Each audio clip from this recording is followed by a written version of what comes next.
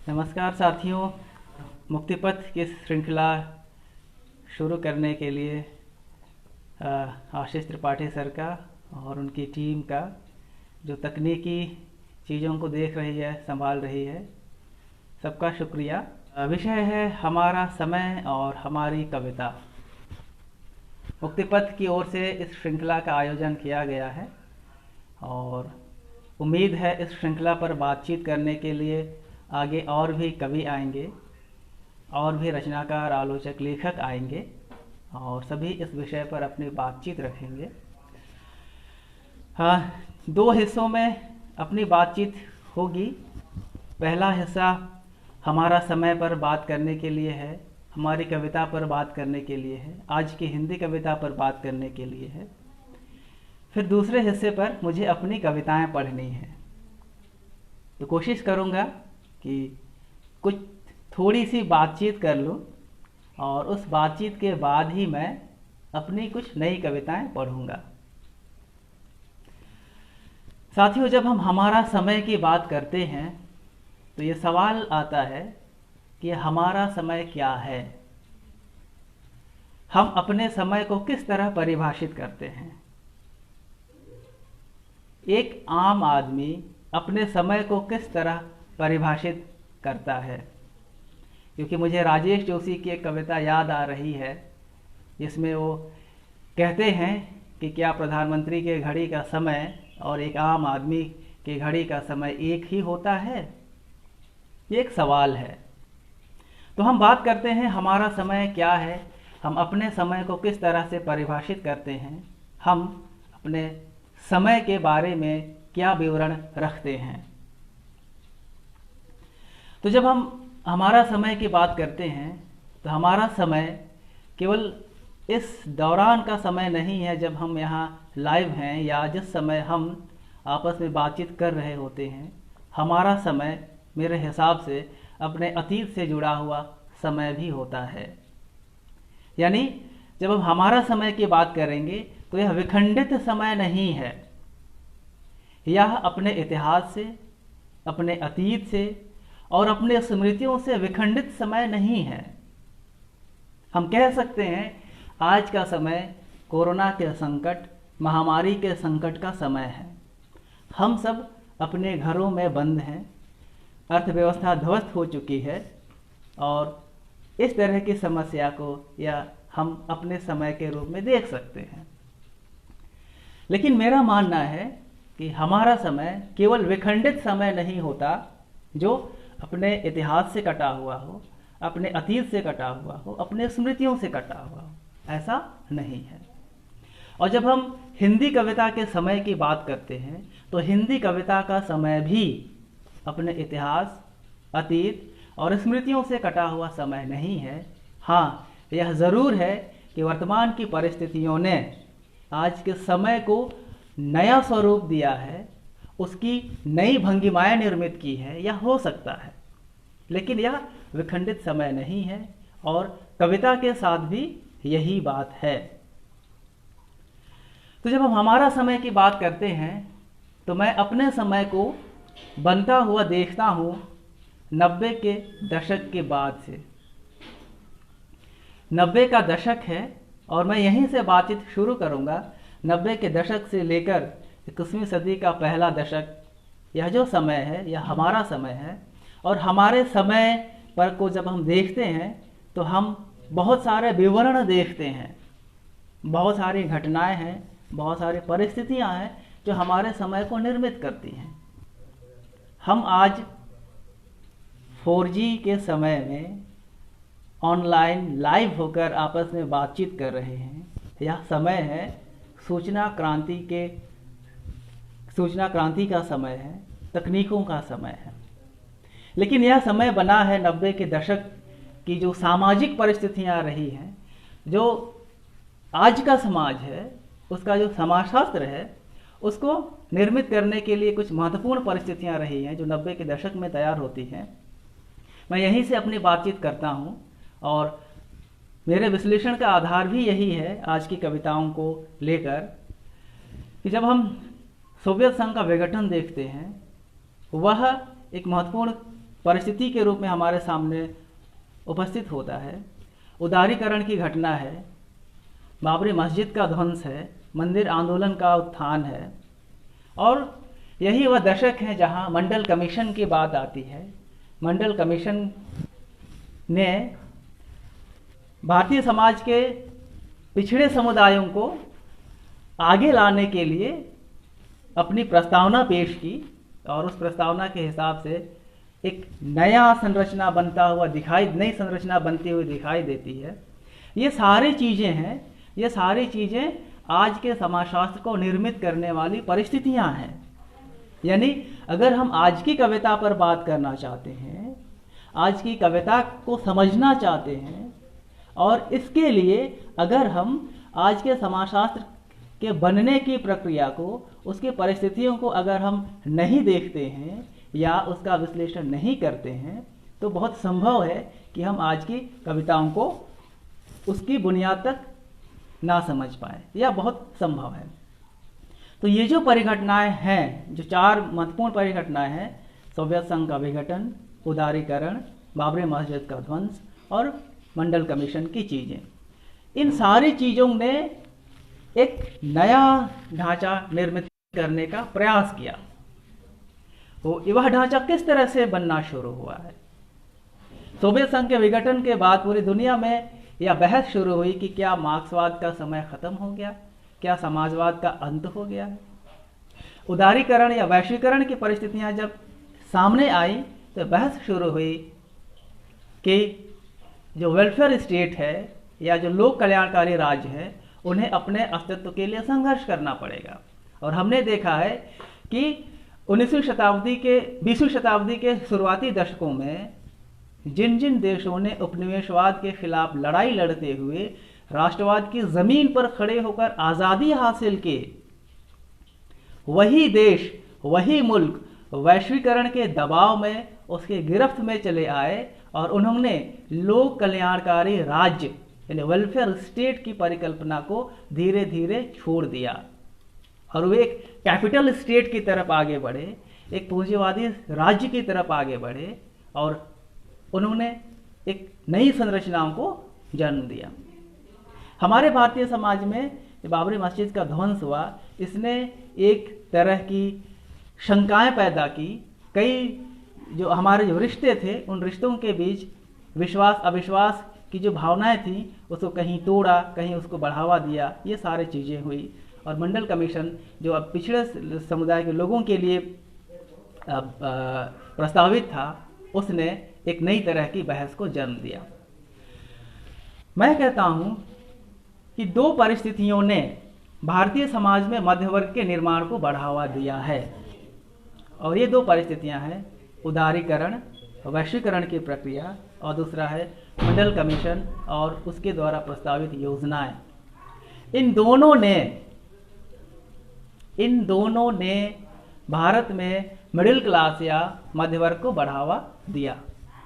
उदारीकरण की अपनी परियोजनाएं थी, और उदारीकरण जब आया तो इसने हमारे अंदर की जो पारंपरिक सामंती संरचना की चीज़ें थी, उस पर कहीं ना कहीं दरारें पैदा करनी शुरू की, और बाजार या मार्केट या पूंजी ने अपने तरह का एक बदलाव लाना भी शुरू किया, और इस तरह से एक मध्य वर्ग का विस्तार होता है।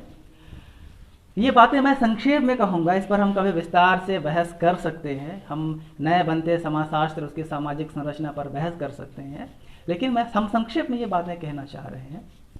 और हम ये देखते हैं कि इस तरह से परिस्थितियाँ बनती है, और यही मध्य वर्ग जब लेखन में आगे आता है, चिंतन में आगे आता है, और जब नई तरह के अवसर पैदा होने लगते हैं, तब हम क्या देखते हैं?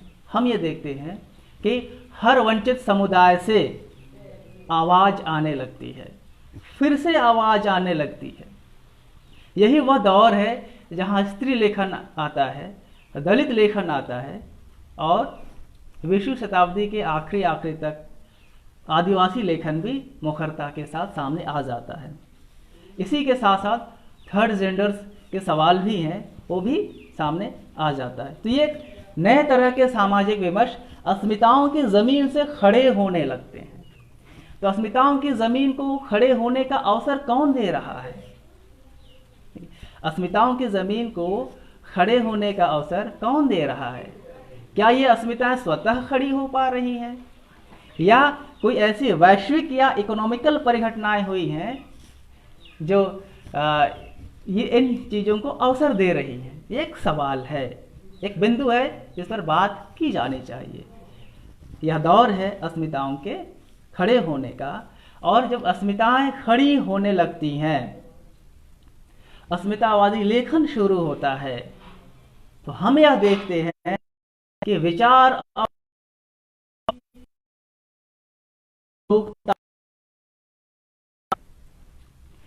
और चिंतन की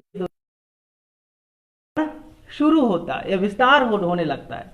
विस्तार होने लगता है, ये बात मैं इसलिए कह रहा हूं क्योंकि हम देखते हैं कि वो जो लेखन की जो चीजें थी, या स्त्रियों की जो बातें थी, आदिवासियों की जो बातें थी, वो बातें जो अब तक विचार और चिंतन की दुनिया में नहीं आ पा रही थी, मुखरता के साथ नहीं आ पा तरीके बहस के लिए, और जब वो बहस के लिए तैयार होती हैं, जो गैर विमर्श की गैर अस्मितावादी लेखन की चीजें हैं, वो भी खड़ी होती हैं और उनके बीच एक टकराव, वैचारिक टकराव दिखने लगता है।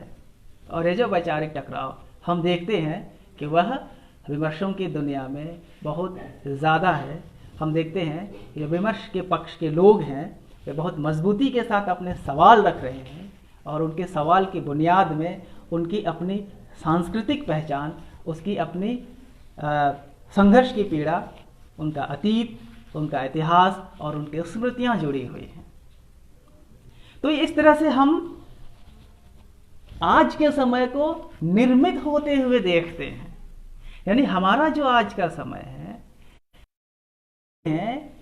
कि यह जो कोरोना का समय है, यह जो महामारी का समय है, इस प्राकृतिक आपदा ने, इस महामारी ने हमारे समाज के अंदर या हमारी सामाजिक बुनियाद में जो अव्यवस्थाएं थी, जो गड़बड़ियां थी, उसको बहुत खुल के उजागर कर दिया। हम कह सकते हैं कि हमारी हिंदी कविता ने या भारतीय चिंतन का जो पक्ष रहा है, जो आलोचनात्मक पक्ष रहा है, जो सत्ता और राज्य की हमेशा आलोचना करता रहा है, उसके विचार इस महामारी के समय में बहुत साफ साफ फलीभूत होते हुए दिख,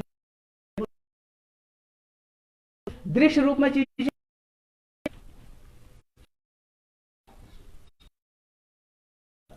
कभी मुक्तिबोध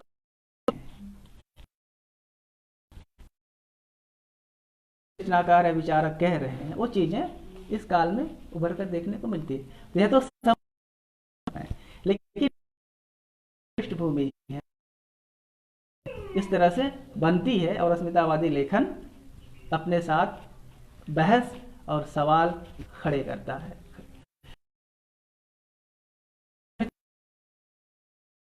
जो प्रगतिशील तरीके से अपना बात करना चाह रही थी, हम 90 के लिए गौर करना चाहिए कि चीजें खड़ी होने लगती हैं और ये अपनी आवाज बना चुकी होती हैं। उसी दौरान जो प्रगतिशीलता की जो बात कर रही होती हैं, जो धाराएं हैं, कविता की धाराएं हैं, वो अपनी कविता में कह क्या रही हैं। अगर हम जो अस्मितावादी विमर्श है, इसके विचार को हम एक पल के लिए किनारे करें, और जो प्रगतिशील खेमे की जो बातें हैं उनके विचार को हम रखें, तो हम क्या पाते हैं वहाँ हम ये पाते हैं कि जो प्रगतिशील खेमा है या जो गैर अस्मितावादी विचार बढ़ावा दे रहा है, वहाँ लोकतंत्र की आलोचना देखने को मिलती है। वह लोकतंत्र की आलोचना उदारीकरण के परिणाम, हमारा जो है लोक कल्याणकारी राज के अपने लोक कल्याणकारी विचार से हटने की वजह से दिखती है।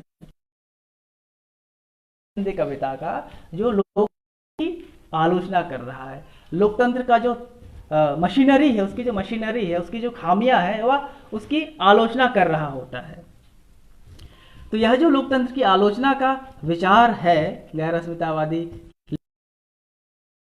हम देखते हैं करण के परिणाम स्वरूप जो वेलफेयर स्टेट से अलग हटके एक अलग धारा जो हम चलना शुरू करते हैं, जहां हम कैपिटल स्टेट या वैश्वीकरण की तरफ आगे बढ़ना शुरू करते हैं, वह उसकी आलोचना करता है। और इसी क्रम में वह वैश्वीकरण की आलोचना करता है, वह दुनिया में बनते हुए नए पूंजीवाद की आलोचना करता है, वह दुनिया में बढ़ते हुए, वह दुनिया में कसते हुए उस साम्राज्यवाद के शिकंजे का विरोध करना शुरू करता है जो पूंजी और निवेश के रूप में हमारे समाज में आ रहा है। यह जो लोकतंत्र की आलोचना का विचार है, यह सिर्फ उदारीकरण से नहीं है, इससे वो मजबूती पाया लोकतंत्र तो आपातकाल के समय से ही आ गया था। जब आपातकाल,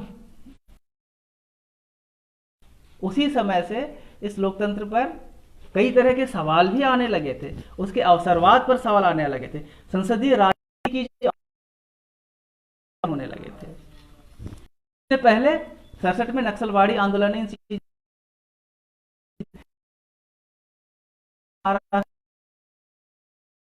हम ये देखते हैं कि जब ये जो वैचारिक बहस और विमर्श है, जब ये सारी चीजें हो रही हैं, तो कौन सा रूप निर्मित हो रहा है। यानी एक तरफ पूंजीवाद की आलोचना का पक्ष है, नव साम्राज्यवाद की आलोचना का पक्ष है, और दूसरी तरफ अस्मिता की जमीन पर खड़े होकर हमारी सामाजिक संरचना में जो गड़बड़ियां थीं, उन गड़बड़ियों पर तीखे प्रहार करने वालों का पक्ष है। यानी वह दलितों का पक्ष है जो बहुत ही मजबूती के साथ सामंतवाद और ब्राह्मणवाद के खिलाफ आवाज उठा रहा है।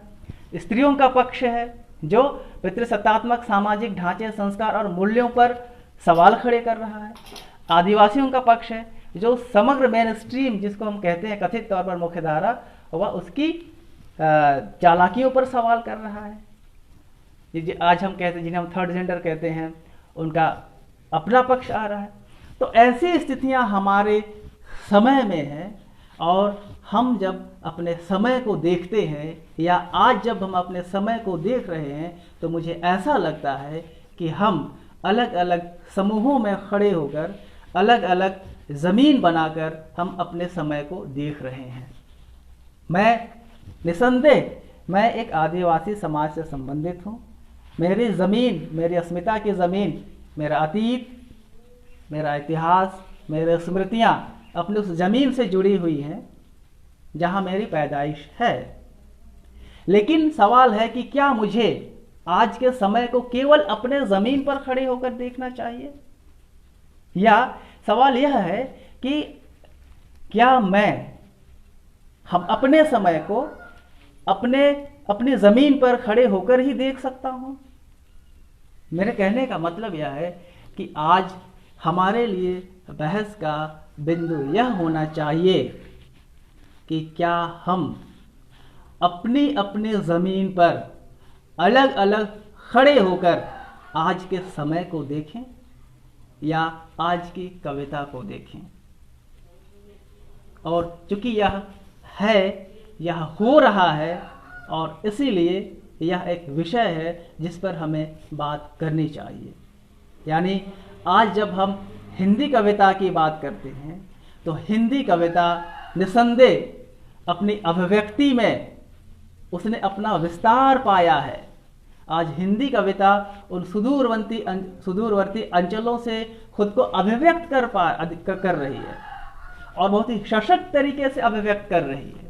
लेकिन क्या उनकी जो ज़मीन है, अभिव्यक्ति की ज़मीन, जो अलग अलग क्षेत्र से खड़ी है, अलग अलग टुकड़ों पर, अलग अलग भूखंडों पर खड़ी है, वह वहाँ से आगे बढ़ने का कोई एक रास्ता या दिशा तय कर पा रही है? यह एक सवाल है।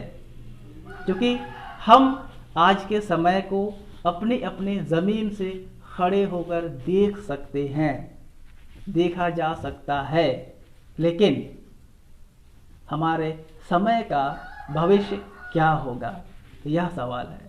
हम अपने समय पर खड़े होकर, अपनी ज़मीन पर खड़े होकर कितना आगे बढ़ पा रहे हैं, यानी हम अस्मिताओं की ज़मीन पर खड़े होकर ये जो कैपिटल स्टेट बन रहा है या स्टेट का जो एक नया ढांचा उभर कर आ रहा है, हम इस पर सवाल करने के लिए कितने उतावले हैं या हमारे सवाल इस स्टेट से कितने मुखर हैं।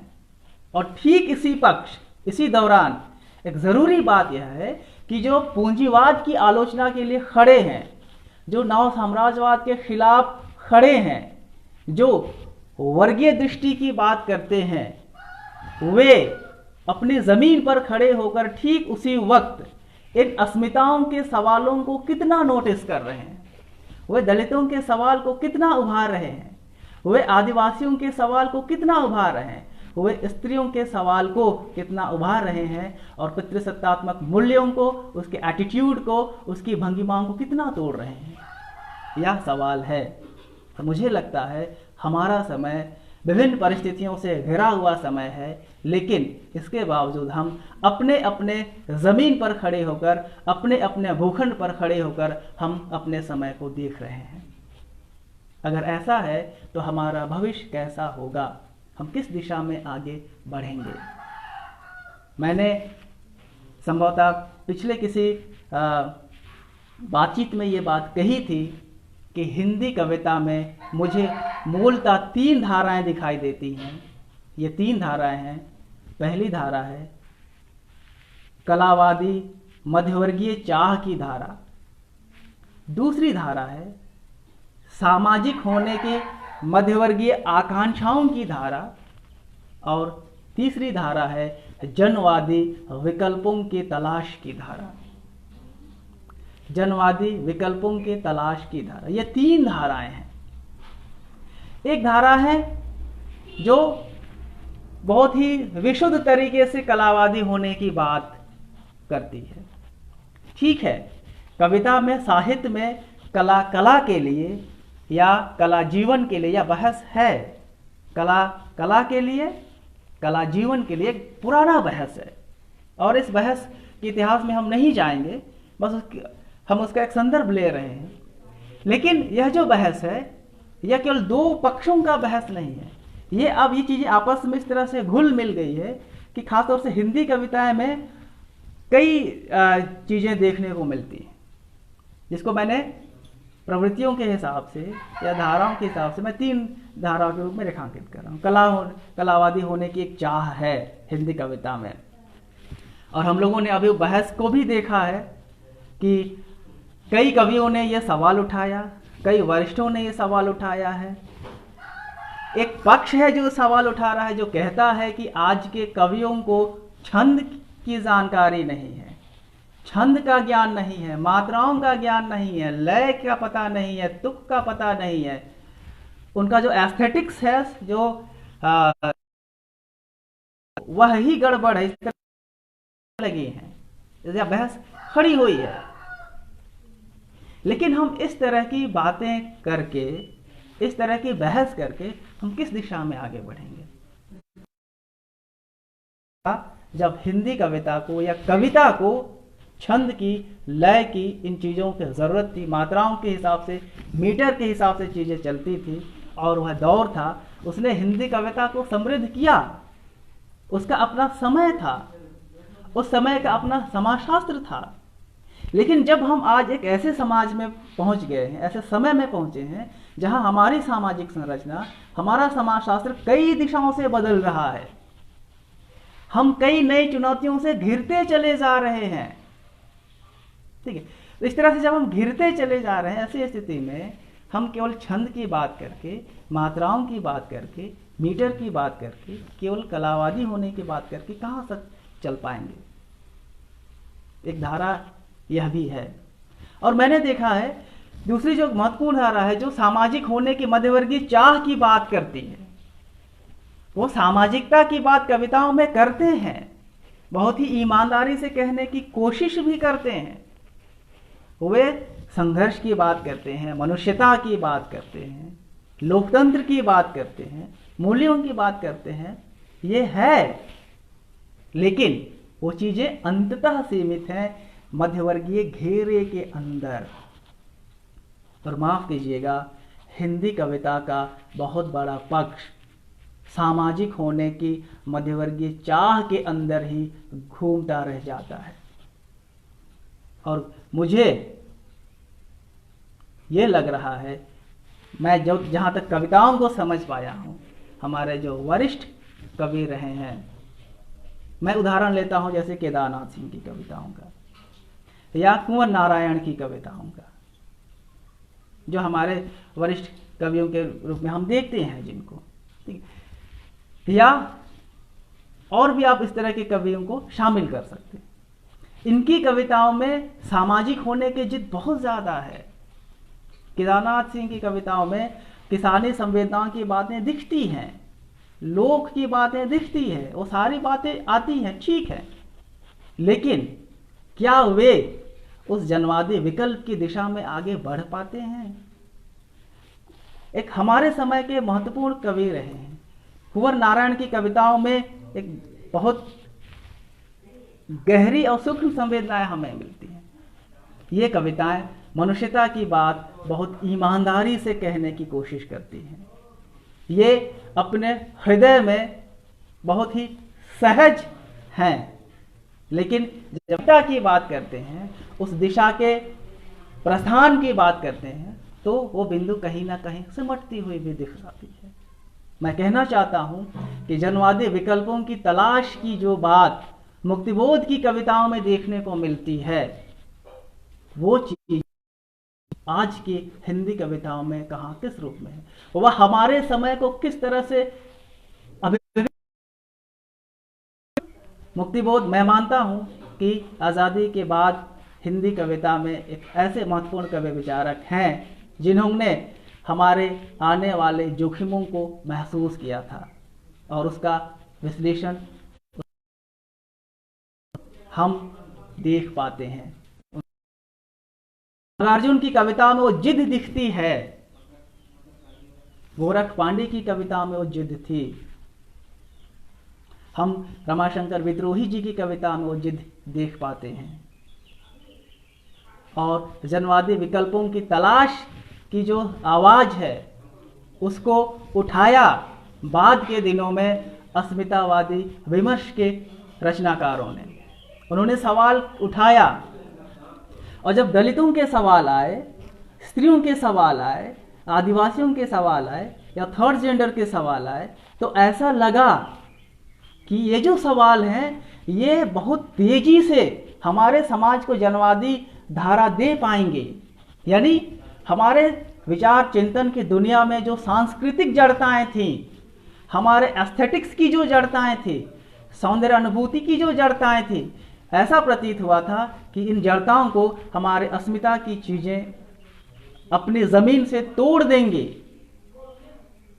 वे जनवादी दिशा के लिए महत्वपूर्ण जमीन तैयार करेंगे, ये ऐसा प्रतीत हुआ। लेकिन माफ कीजिएगा, अस्मितावादी विमर्श में भी कई अलग अलग अपनी धाराएं बनने लगीं, और वह भी अंततः कहीं ना कहीं सामाजिक होने की मध्यवर्गीय जिद के अंदर ही बंधती चली जा रही हैं। यानी अगर आप कहीं अस्मितावादी लेखन में मध्यवर्गीय भंगिमाएं देख पाते हैं या मध्यवर्गीय जड़ताएं आपको दिख रही हैं, तो वह भी जनवादी विकल्प की दिशा में आगे नहीं बढ़ पा रही है। या हम सब के लिए एक सवाल है, हम एक ऐसे समय में घिरे हुए हैं जहां हमें उस घेरे को तोड़कर स्रोत को प्रवाहित करना है, जहां हम एक ऐसे संस्कृतियों का निर्माण कर सकें, हम एक ऐसा एस्थेटिक्स निर्मित कर पाएं, हम ऐसी भाषा संरचना निर्मित कर पाएं जो किसी भी तरह के सत्ता समूह की संस्कृतियों से, उसके वर्चस्व से मुक्त हो। और मुझे लगता है इसके लिए एक वैचारिक बहस और टकराहट की ज़रूरी है, और हम सबको इस पर अब बहस करनी चाहिए। हमें कविता की बहस को आगे ले जाने की ज़रूरत है। हमें अपने समय की इस परिस्थितियों को, इस समय का जो समाजशास्त्र है उसको विश्लेषित करके एक नए सामाजिक संरचना की दिशा में आगे बढ़ने की कोशिश की जानी चाहिए। मैं ऐसा निजी तौर पर महसूस करता हूँ, क्योंकि जब तक हम जनवादी विकल्पों की तलाश की दिशा में नहीं बढ़ेंगे, हम अपने अवचेतन में मौजूद उन सांस्कृतिक वर्चस्व को परतों को हम तोड़ ही नहीं पाएंगे। हमारे अवचेतन में जो सांस्कृतिक वर्चस्व की जो परतें हैं, हम उनको नहीं तोड़ पाएंगे। हम सामने प्रगतिशील होने की बात तो कर लेंगे, हम सामने लोकतांत्रिक होने की बात तो कर लेंगे, लेकिन हमारी भंगिमाओं में, हमारे अवचेतन में सांस्कृतिक वर्चस्व की वो अभिव्यक्तियां दिख जाएंगी। और जब तक सांस्कृतिक वर्चस्व की अभिव्यक्तियां मौजूद रहेंगी, उसके परतें हमारे अवचेतन में रहेंगे, तब तक हम एक बेहतर समाज का निर्माण नहीं कर पाएंगे। साहित्य, कलाएं हमेशा एक बेहतर समाज के निर्माण की बात करती रही हैं, उसका पक्षधर रही हैं। हम उस दिशा में बढ़ना चाहते हैं या नहीं? हम पुरानी जड़ताओं या धाराओं को तोड़कर आगे बढ़ना चाहते हैं या नहीं? क्या हम मध्यवर्गीय जमीन पर खड़े होकर कोई अमूर्त शत्रु ही निर्मित करते रहेंगे, या जमीन पर मौजूद जो शत्रु हैं, हम उन शत्रुओं को पराजित करेंगे? मैं कुछ उदाहरण आपको देता हूं। ये मैं आज का अपने समय का उदाहरण देता हूं। आज जब मैं आपसे बात कर रहा हूं, यहां इस वक्त 50 किलोमीटर दूर जंगलों से बाहर निकलकर अपने जिला मुख्यालय से, यहां आने से ठीक पहले, कल की बात मैं कहूं, मैंने देखा, मैंने जाना, हमने रिपोर्ट तैयार किया है कि कैसे हमारे क्षेत्र के युवकों को फर्जी केसों में गिरफ्तार किया जा रहा है। और जो भी गिरफ्तार होने वाले युवक हैं, वे आदिवासी हैं, वे दलित हैं, वे गरीब हैं। मैं बहुत दुख के साथ, बहुत पीड़ा के साथ और बहुत बेचैनी के साथ ये बात कह रहा हूँ कि जब मैं आपके साथ ये बात करने के लिए यहाँ मौजूद हूँ, तो एक बहुत बड़ा रिपोर्ट हमारे पास है। वह रिपोर्ट है उन आदिवासियों का, उन दलितों का, जिनके ऊपर हमारी ही सरकारों की, हमारी ही चुनी हुई सरकारों की मशीनरी उसका दमन कर रही है। उग्रवाद के नाम पर, नक्सलवाद के नाम पर फर्जी केसों में बहुत सारे लोग बेवजह परेशान किए जा रहे हैं और इसकी सुनवाई कहीं नहीं है। ये मानवाधिकारों के हनन की बात है, ये किसी की नागरिकता के खिलाफ कार्रवाई की गई बातें हैं। इसलिए मैं कई बार सोचता हूं और कई बार मैं बेचैन भी होता हूं कि जब मैं अपने घर से, अपने गांव से मैं किसी राजधानी में जाता हूं या मेनस्ट्रीम की दुनिया में जाता हूं, तो वहां मेरी जो पहचान बन जाती है वो एक आदिवासी पहचान के रूप में आती है, या एक आदिवासी समुदाय का व्यक्ति है या कुछ भी है। यानी यहां पर आप मुझे अस्मितावादी विचार के साथ विश्लेषित कर सकते हैं और हम अस्मिताओं की जमीन पर खड़े होकर अस्मिताओं के विजय की घोषणा की बात कर सकते हैं। लेकिन जब अपने गांव पर आते हैं या अपने ज़मीन पर आइए, अपने लोगों के बीच आइए, तो आप देखेंगे कि वहाँ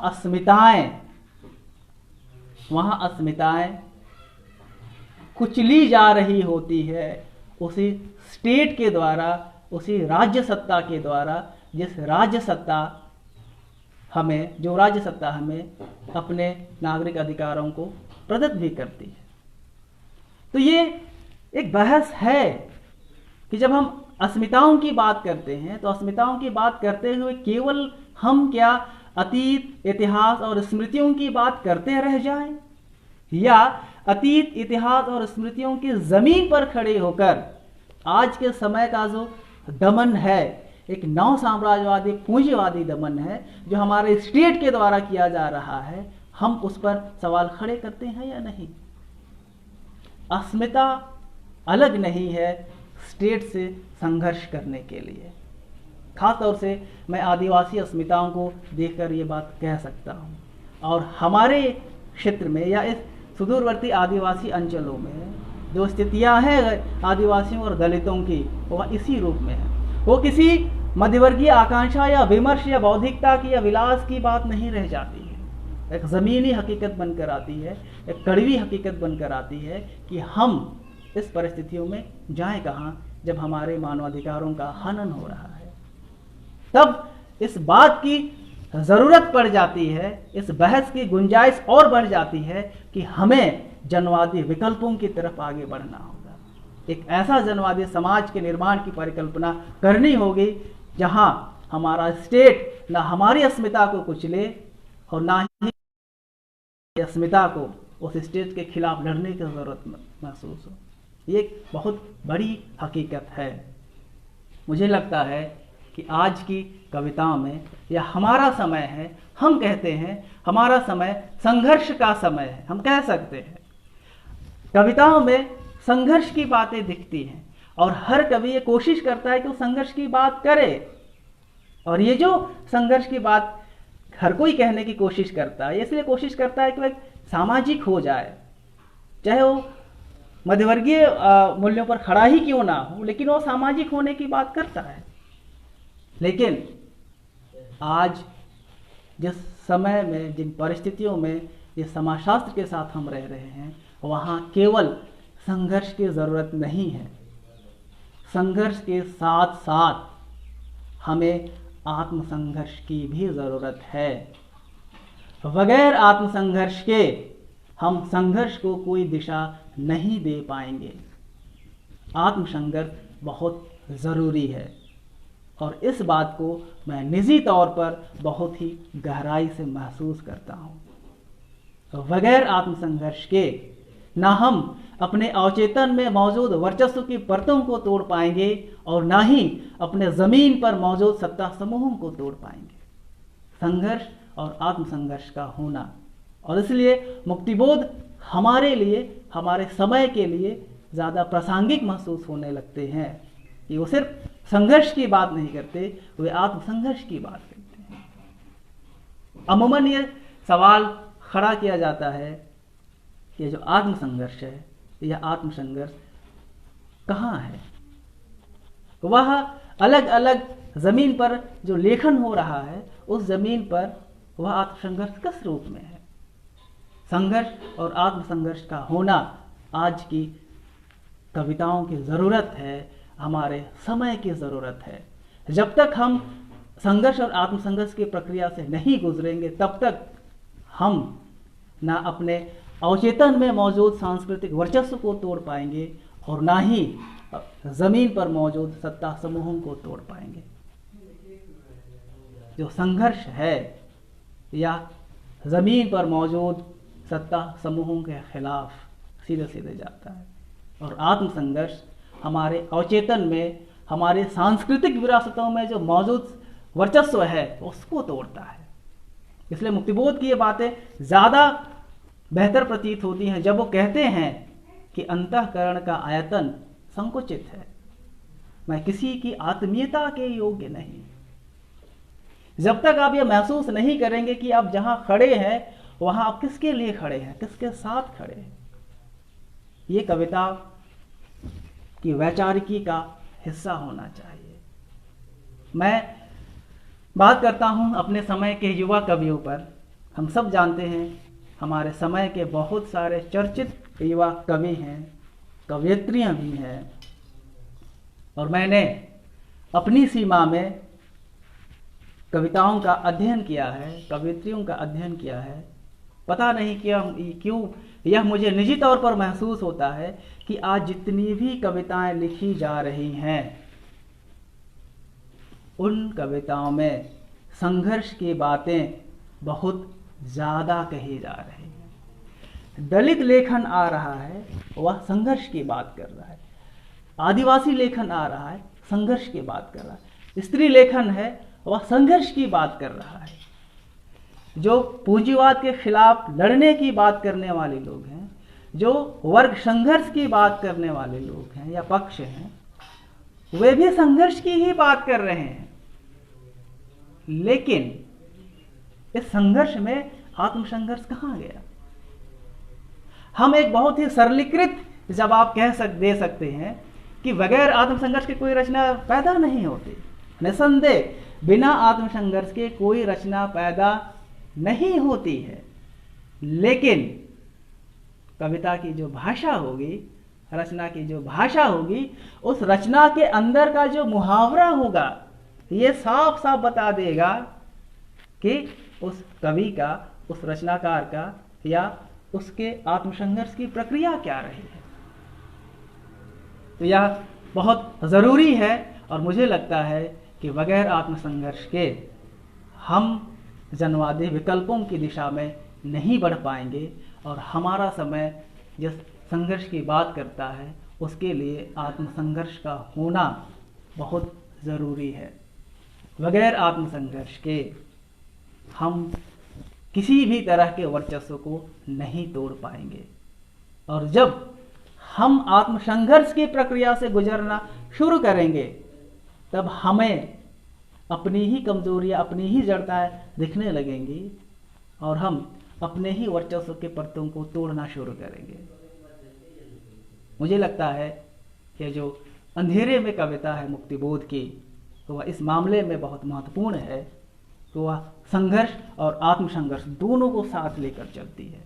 और जब आत्मसंघर्ष बहुत ही मजबूत हो जाता है, बहुत परिपक्व हो जाता है, तब मुक्तिबोध ये बात कह पाते हैं कि अभिव्यक्ति के सारे खतरे उठाने ही पड़ेंगे, तोड़ने ही होंगे गढ़ और मठ।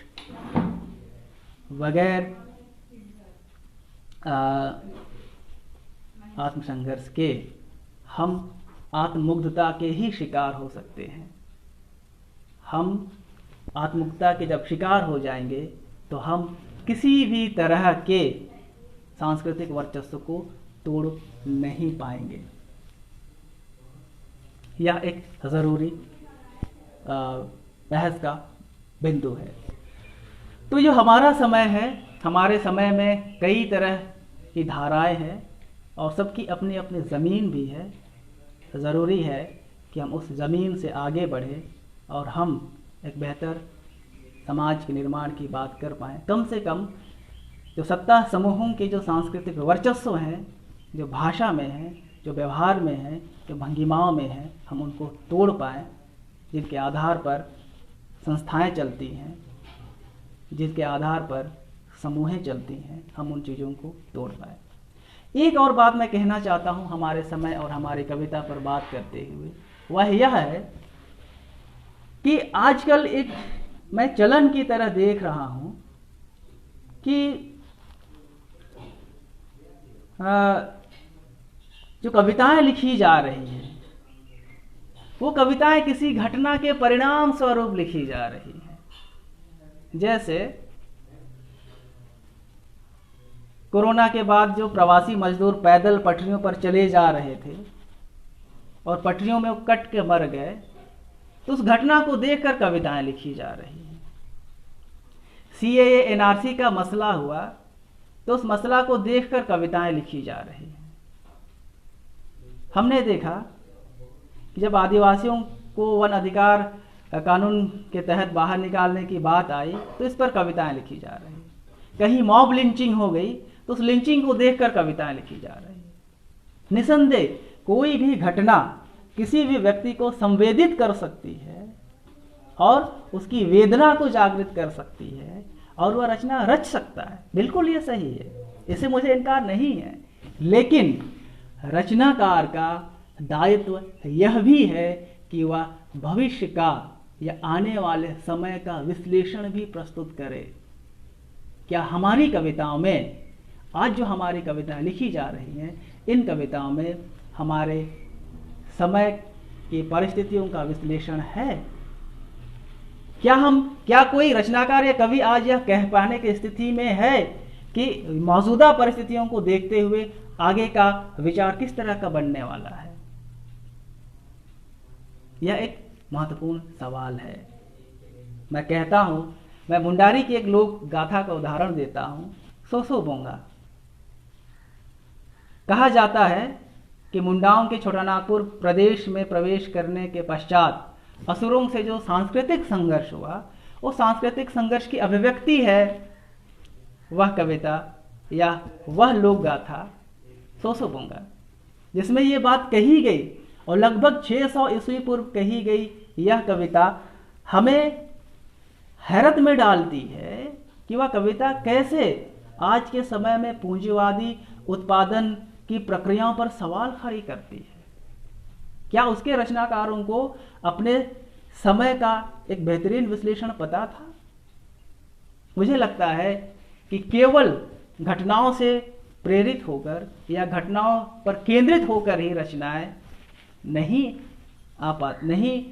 आनी चाहिए। रचनाएं ऐसी भी होनी चाहिए जो भविष्य में होने वाले संभावित घटनाओं को उजागर करे,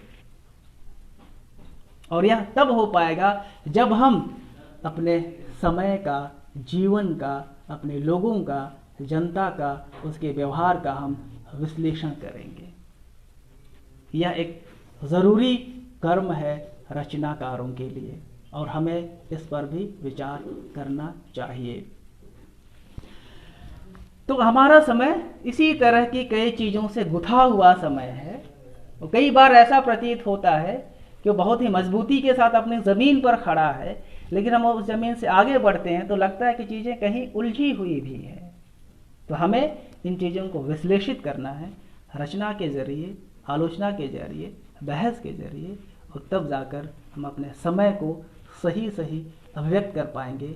और जब हम अपने समय को अभिव्यक्त करेंगे तब हम अपने भविष्य को भी अभिव्यक्त करेंगे, क्योंकि कविता के वर्तमान से गुजरे बिना हम अपने भविष्य को नहीं बना सकते। हम कविता के वर्तमान से गुजरे बिना कविता के भविष्य की बात नहीं कर सकते। जैसे मैं उदाहरण के लिए एक बात कहूं, प्रेमचंद का उपन्यास है कर्मभूमि। अब कर्मभूमि उपन्यास में हम देखते हैं प्रेमचंद ने पहले ही पृष्ठ पर एक पंक्ति लिख दी है। प्रेमचंद कहते हैं कि आजकल स्कूल और कॉलेजों में छात्रों से फीस इस तरह वसूला जाता है जैसे स्कूल ना होकर जुर्मानालय हो गया है। यह प्रेमचंद ने कर्मभूमि उपन्यास के पहले ही पृष्ठ पर लिखा है। और आज आप किसी भी विद्यार्थी से पूछ लीजिए, किसी भी विद्यार्थी से पूछ लीजिए, उसे स्कूल या कॉलेज, विद्यालय कम, जुर्मानालय ज़्यादा लगता है। और कोई विद्यार्थी अगर समय पर फीस ना चुका पाया हो, उसकी परेशानी क्या होगी आप जान सकते हैं। प्रेमचंद ने 1929-30 के आसपास जब उपन्यास लिखा तो ये विचार क्यों व्यक्त किया? क्या अपने समय को देखकर व्यक्त किया या अपने समय का सूक्ष्म विश्लेषण था प्रेमचंद के यहां? मुझे लगता है अपने समय का सूक्ष्म विश्लेषण था प्रेमचंद के यहां। जब हम अपने समय से गहरे जुड़ेंगे, जब हमारी संवेदनाएं अपनी जमीन से जुड़ेगी, तब हम अपने समय के भविष्य को देख पाएंगे। और यह जो समय को विश्लेषित करने की जो बात है, यह तभी हो पाएगा जब हम अपने यथार्थ से जुड़कर चलेंगे। जो साइंस फिक्शन वाली जो बातें आती हैं या कुछ जादुई तरीके की जो कथा या कहानी कढ़ी जाती हैं, उसके जरिए हम भविष्य को रेखांकित नहीं कर सकते। युग दृष्टा होने की जो बात आती है, युग को समझने की जो बात आती है, यह अपने समय की जमीन पर खड़े होकर ही होती है। वह अपने समय के यथार्थ पर खड़े होकर ही होती है। और जब हम अपने यथार्थ को जितना गंभीरता से पकड़ेंगे, हम उतनी ही गंभीरता से अपने समय को व्यक्त करेंगे और भविष्य के लिए हम अपने विचार सहेज पाएंगे, लिख पाएंगे। साथियों, फिलहाल इतनी ही काफ़ी बातें करनी थी। कुछ कवियों के नाम का भी जिक्र करना था। जैसे हमारे समय में बहुत सारे कवि हैं, सब पुरस्कृत कवि हैं। युवा ज्ञानपीठ पुरस्कृत कवि भी हैं, युवा साहित्य अकादमी पुरस्कृत कवि भी हैं। आप उनके नाम ले सकते हैं। बहुत कम ऐसे हमारे साथी कवि हैं जिनकी कविताओं में मुझे आत्मसंघर्ष दिखता है। माफ़ कीजिएगा, संघर्ष की बात बहुत ज़्यादा है। मैंने गीत चतुर्वेदी जी की कविताएं पढ़ी, अब व्योमेश जी की कविताएं हैं, अच्युतानंद जी की कविताएं हैं, कुमार अनुपम की कविताएं हैं, निर्मला पुतुल की कविताएं हैं, पूना विश्वकर्मा वासम की कविताएं हैं, और भी स्त्रीवादी कविताएं हैं, बहुत सारी कविताएं हैं। लेकिन ये बात मुझे अंदर से परेशान करती है कि कविताओं में संघर्ष की बातें बहुत ज़्यादा है, क्योंकि वह जो आत्मसंघर्ष का जो एक उसकी जो एक भावना होती है वो बहुत कम दिखाई देती है। कुमार अनुपम की कविता बारिश मेरा घर मुझे पसंद आती है। मुझे लगता है कि हमारे समय के कवियों में कुमार अनुपम की कविताओं में आत्मसंघर्ष की बातें काफ़ी मुझे देखने को मिलती हैं, और अभी उस विषय पर हम कभी अलग से बात कर सकते हैं कि हमारे समय के कवि और उनकी कविताएं, इस पर हम बात कर सकते हैं। तब मैं कभी विस्तार से ये सारी बातें कहूँगा कि अपने समय के जो कवि हैं उन कवियों में चीज़ें कहाँ देखने को मिलती है। बिहार की कविताओं में आक्रोश के साथ साथ आत्मसंघर्ष भी काफ़ी दिखता है। इस तरह के जो नए कवि हमारे समय में उपस्थित हो रहे हैं या आ रहे हैं, कुमार अनुपम जी हमारे वरिष्ठ हैं। और भी इस तरह के कवि हैं जिनको मैंने पढ़ा, और अब मैं महसूस करता हूँ कि इसकी ज़रूरत है। संघर्ष और आत्मसंघर्ष से गुजरे बिना हम संभवतः एक नई दिशा में नहीं बढ़ पाएंगे। हम कहीं ना कहीं किसी घेरे में ही बंधे रह पाएंगे। हमें उस पूंजीवादी विचारधारा को, उसकी सत्ता को, जिसने वेलफेयर स्टेट की भावना को ख़त्म किया है, तोड़ा है, हमें उसके खिलाफ जब तक हम नहीं खड़े होंगे, या जो अस्मिताओं के जो सवाल खड़े हो रहे हैं, जब तक हम उनको नोटिस नहीं करेंगे, संभवतः हम आगे नहीं बढ़ पाएंगे। इसलिए ज़रूरी है हम अपने समय को और ज़्यादा विश्लेषित करें, गंभीरता से समझें, और हम उन सांस्कृतिक परतों को विश्लेषित करें जो हमारे अवचेतन में है, हमारे समाज में है, हमारे सत्ता समूहों में है। साथियों, मैं बातचीत का हिस्सा यहीं ख़त्म करता हूँ। शायद मैंने ज़्यादा बातचीत कर ली है, क्योंकि कविताएं भी पढ़नी है, कविताओं का पाठ भी करना है। तो मैं कुछ कविताएं पढ़ता हूँ, कुछ मैं अपनी कविताएं पढ़ता हूँ, क्योंकि मुक्तिपथ की ओर से मुझे ये कहा भी गया है कि एक हिस्से में आप बातचीत करेंगे और दूसरे हिस्से में आप कविताएं पढ़ेंगे। मैं 2-3 कविताएं पढ़ देता हूँ आप सबके लिए। और साथियों, मैं ये स्पष्ट कर देना चाहता हूँ कि लंबे समय से मैंने कविताएं कहीं प्रकाशित होने के लिए नहीं दी। 1-2 पत्रिकाएं हैं जहाँ मैंने कविताएं प्रकाशित होने के लिए दिए, और शायद ही मैंने कहीं और भी कविताएं भेजी हों। जो भी कविताएं प्रकाशित होती रही, पुरानी कविताएं ही प्रकाशित होती रही हैं। और कई बार मैं भी इस परेशानी और उलझन में भी रह जाता हूँ कि जो ज़मीन की हकीकत है और मेरे कविताओं के शब्द है, वो कहाँ जाकर ठहर रहे हैं। तो एक बेचैनी और एक उलझन सी रहती है, एक अलग तरह की बेचैनी भी है। तो मैंने कहीं कविताएं नहीं भेजी, और अभी जो मैं कविताएं पढ़ूंगा बिल्कुल अप्रकाशित कविताएं हैं, नई कविताएं हैं। और आप हमसे कह सकते हैं कि ये किस तरह की है। तो मैं अब दूसरे हिस्से पर आता हूँ, मैं कविता पाठ के लिए।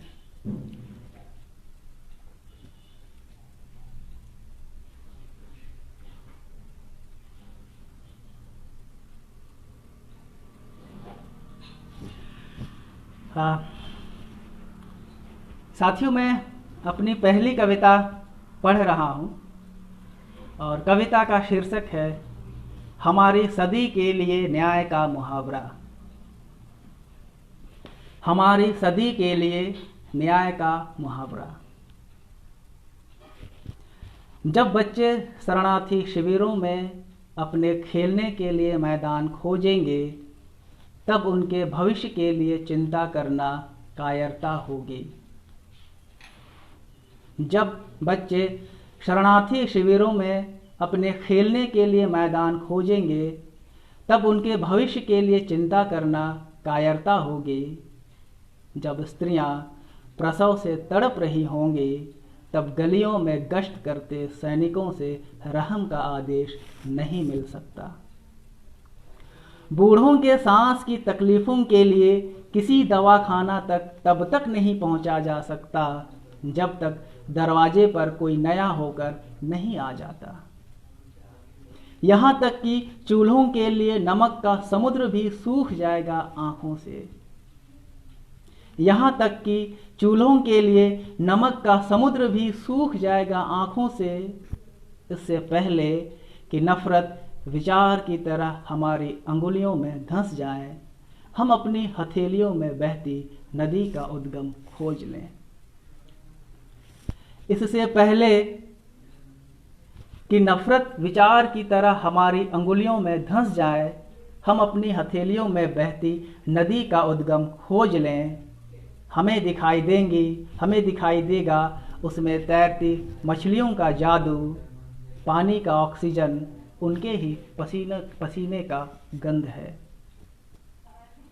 क्रूरता की छलांग शासन की चाह के बिना संभव नहीं है। क्रूरता की छलांग शासन की चाह के बिना संभव नहीं है।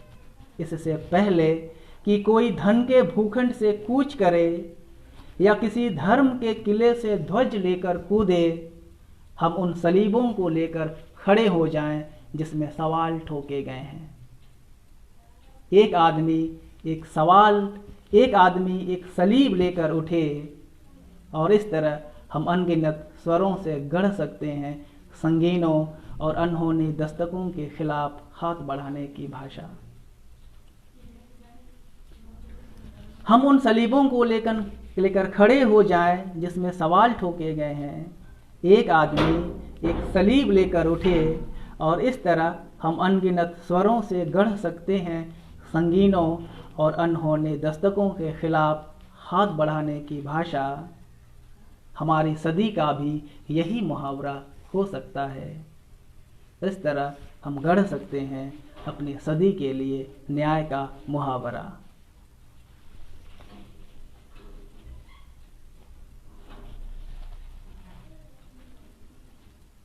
दूसरी कविता पढ़ता हूं।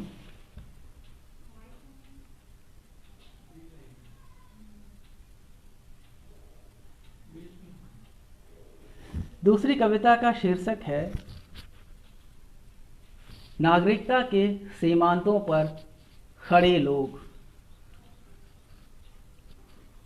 इस बीच काफ़ी बहस हुई है नागरिकता के सवाल पर। हर कोई उस बहस में शामिल भी रहा है। एक ज़रूरी सवाल की तरह वो हमारे समय से जुड़ा है। कविता का शीर्षक है नागरिकता के सीमांतों पर खड़े लोग। जैसा कि मैंने कहा कि जो भी कविताएं पढ़ूंगा, ये कविताएं सब अप्रकाशित ही हैं। नागरिकता के सीमांतों पर खड़े लोग संदिग्ध हो जाते हैं। वे बहुसंख्यक आबादी की पूंछ माने जाते हैं। जानवरों की तरह लोग उनसे अपनी देह की मक्खियां झाड़ते हैं। उन्हें वे अपने पेट तक पहुंचने नहीं देते, अपने सीने से लगने नहीं देते। अपनी जुबान की भाषा तो उन्हें कभी होने ही नहीं दिया जाता। वे उन्हें अपने मल द्वार के ठीक ऊपर लटका कर रखते हैं। नागरिकता के सीमांतों पर खड़े लोग संदिग्ध हो जाते हैं। वे बहुसंख्यक आबादी की पूंछ माने जाते हैं। जानवरों की तरह लोग उनसे अपनी देह की मक्खियां झाड़ते हैं। उन्हें वे अपने पेट तक पहुंचने नहीं देते, अपने सीने से लगने नहीं देते। अपनी जुबान की भाषा तो उन्हें कभी होने ही नहीं दिया जाता। वे उन्हें अपने मल द्वार के ठीक ऊपर लटका कर रखते हैं। कविता की भाषा की तरह बहुसंख्यक अपने बच्चों को उनसे दूर रखते हैं। वे असभ्य और पिछड़े माने जाते हैं। नागरिकता के सीमांतों पर खड़े लोग कभी जम्मू के हो जाते हैं तो कभी कश्मीर के, कभी पूर्वोत्तर के हो जाते हैं तो कभी बस्तर के। वे सीरिया, फिलिस्तीन, मैक्सिको, ग्वाटेमाला या कहीं के भी हो सकते हैं। यहाँ तक कि वे हमारे घरों में चूल्हों, चौकियों और चौखटों के हो जाते हैं। नागरिकता के सीमांतों पर खड़े लोग कभी जम्मू के हो जाते हैं तो कभी कश्मीर के, कभी पूर्वोत्तर के हो जाते हैं तो कभी बस्तर के। वे सीरिया, फिलिस्तीन, मैक्सिको, ग्वाटेमाला या कहीं के भी हो सकते हैं। यहाँ तक कि वे हमारे घरों में चूल्हों, चौकियों और चौखटों के हो जाते हैं। धीरे धीरे वे गुस्सैल हो जाते हैं, वे चिड़चिड़े हो जाते हैं, कभी कभी तो वे हथियारबंद भी हो जाते हैं। और तब उन्हें आसान होता है नागरिकता के पायदान से धक्के दे देना। धीरे धीरे वे गुस्सैल हो जाते हैं, वे चिड़चिड़े हो जाते हैं, कभी कभी तो वे हथियारबंद भी हो जाते हैं। तब उन्हें और आसान हो जाता है नागरिकता के पायदान से धक्के दे देना। नागरिकता के सीमांत पर खड़े लोग आपकी तरह मुस्कुराते हुए आधार कार्ड दिखा नहीं सकते। नागरिकता के सीमांत पर खड़े लोग आपकी तरह मुस्कुराते हुए आधार कार्ड दिखा नहीं सकते। राशन कार्ड लिए हुए भी उनका दिल धड़कते रहता है। वे जानते हैं उन्हें कभी भी अनाज की जगह जेल की सलाखें मिल सकती हैं। वे आपको अपना भूगोल दिखा सकते हैं, मानचित्र नहीं। वे गोद में अपने बिलखते बच्चों को दिखा सकते हैं, उनका रुदन नहीं। वे आपको अपनी आंखें दिखा सकते हैं, रुदन नहीं। वे नदियों, नालों, पहाड़ों और कटीली रास्तों को पार करते हुए हमेशा किसी अनिश्चितता में पहुंचते हैं। यह उनकी खूबसूरती है कि वे हर चीज को लांघते हुए इंसानियत के बंद दरवाजों को तोड़ते हैं। यह उनकी खूबसूरती है कि वे हर चीज को लांघते हुए इंसानियत के बंद दरवाजों को तोड़ते हैं।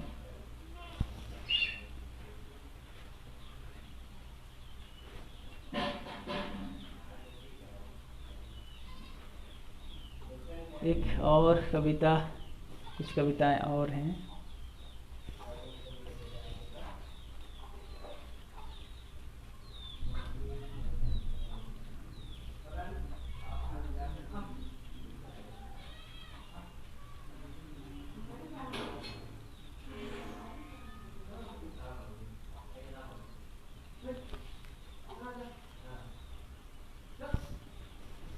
एक मिनट में कुछ और कविताएं देख रहा हूँ।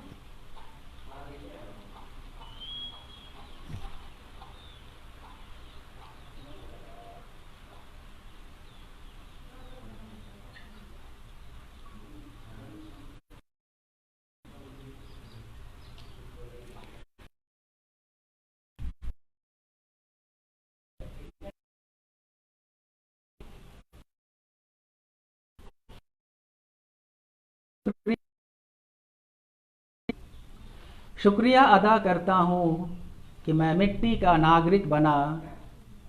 मैंने एक साथ आसमान और पानी को देखा है।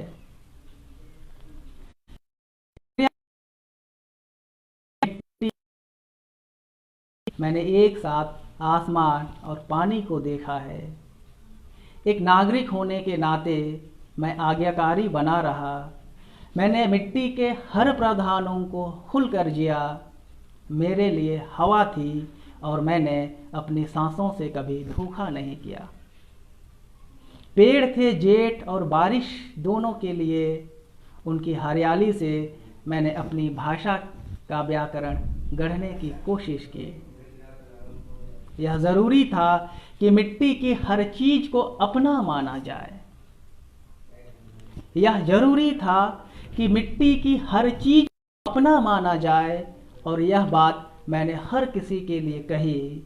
मैंने उनके लिए खुद को जगाए रखा। मैंने हर संभव कोशिश की कि जंगल के हथियारों के खिलाफ गवाही दूं। मुझे इसकी धरती में मदाइत की खेती करनी थी।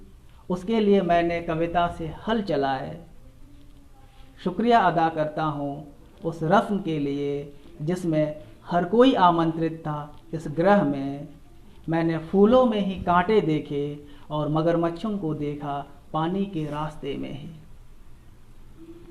शुक्रिया अदा करता हूँ उस रस्म के लिए जिसमें हर कोई आमंत्रित था। इस ग्रह में मैंने फूल में ही कांटे देखे और मगरमच्छों को देखा पानी के रास्ते में ही। मुझे शुक्रिया कहना है यहाँ की उस आखिरी प्रार्थना के लिए जिसमें आखिर हर किसी को ही हो जाना है। शुक्रिया कहना है आखिरी प्रार्थना के लिए जिसमें आखिर किसी को मिट्टी ही हो जाना है। किसी का कुछ भी नहीं ले जा रहा हूं। मैं यहाँ से किसी का कुछ भी नहीं ले जा रहा हूँ। इसकी रीति ही ऐसी है कि यहाँ के आविष्कार सिर्फ जीवित लोगों के लिए होते हैं। मैं शुक्रिया अदा करता हूँ उस हर चीज के लिए जिसने मेरे अंदर की मिट्टी को बंजर होने से बचाए रखा।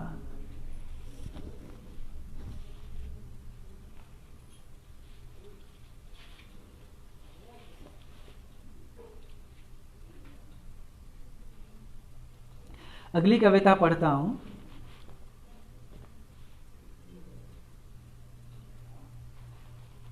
अगली कविता का शीर्षक है मजदूरों की मौत का सदमा लाल किले को नहीं होता। मजदूरों की मौत का सदमा लाल किले को नहीं होता। मजदूरों की मौत का सदमा लाल किले को नहीं होता। ना ही संसद की दीवारों पर सुराख होता है। धर्म के सफ़ेद पन्ने नम नहीं होते। ईश्वर की अय्याशी फिर भी कम नहीं होती। मजदूरों की मौत का सदमा लाल किले को नहीं होता। ना ही संसद की दीवारों पर सुराख होता है। धर्म के सफ़ेद पन्ने भी नम नहीं होते। ईश्वर की अय्याशी फिर भी कम नहीं होती। लोहे की गाड़ी चलती है और मजदूर रेल की पटरियों पर कटकर मर जाते हैं। भूख विज्ञापनों से टकराती है और अश्लीलता न्यूज़ चैनलों पर नाचती है। जब कारखानों में 206 हड्डियां मिलकर खुशहाली का नक्शा बनाती हैं, तब कुछ लोग पानी को चिड़ियों से छीनकर अपनी जेब में कैद कर लेते हैं। अनाज गोदामों में छुपा लिया जाता है और सिर के लिए बने छप्परों पर मुनाफे का मुकुट कस दिया जाता है। मुनाफे का एक कण संविधान पर उल्का की तरह गिरता है और गांव के गांव, बस्ती के बस्ती बेगारी के गड्ढे में धकेल दिए जाते हैं। मुनाफे का एक कण संविधान पर गिरता है उल्का की तरह और गांव के गांव, बस्ती के बस्ती बेगारी के गड्ढे में धकेल दिए जाते हैं। पसीने के नमक पर सरकारें सेंध लगाना शुरू कर देती हैं और आसमान तक हिंसा की चिमनी से गरीबी का धुआं पहुंचने लगता है। पेट के मानचित्र पर जब किसी मजदूर की गर्दन कटती है तो अय्याश दे अखबारों से अपना चेहरा ढक लेते हैं। पेट के मानचित्र पर जब किसी मजदूर की गर्दन कटती है तो अय्याश देह अखबारों से अपना चेहरा ढक लेते हैं या सैनिकों को सड़क पर परेड के लिए उतार देते हैं। मजदूरों की मौत का सदमा लाल किले को नहीं होता है। केवल कुछ दिनों के लिए सरकारी सौदागरों से धुआं उठता रहता है।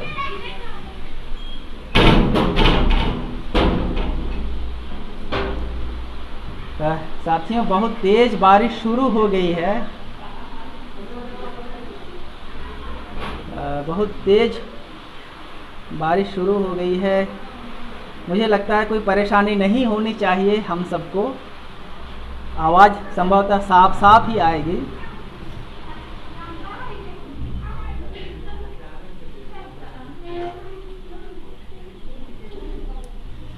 अगली कविता का शीर्षक है, अंधेरा हो गया, विश्व विरासतों के लिए 2 मिनट का मौन। साथियों, बारिश बहुत तेज हो रही है, इसलिए संभवतः अंधेरा दिख रहा होगा हल्का हल्का। तो परेशानी नहीं होनी चाहिए। बस 2-4 और कविताएं हैं। विश्व विरासतों के लिए 2 मिनट का मौन। मैं मिस्र की पिरामिड से होकर आया हूँ, चीन की दीवार पर मैं घोड़े दौड़ाकर आया हूँ।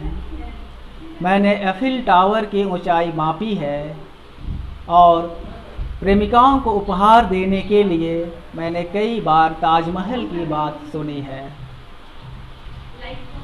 मैं मिस्र की पिरामिड से होकर आया हूँ, चीन की दीवार पर मैं घोड़े दौड़ाकर आया हूँ। मैंने एफिल टावर की ऊंचाई मापी है और प्रेमिकाओं को उपहार देने के लिए मैंने कई बार ताजमहल की बात सुनी है।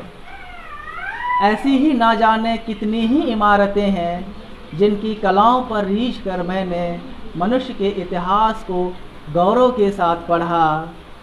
मैंने कहीं नहीं पाया पत्थर पर खुदा हुआ उन लोगों का नाम जिनकी औरतों ने अपने गर्भ में लोहे के गर्म हथौड़ों को उम्र भर भूखे पेट सहलाया है।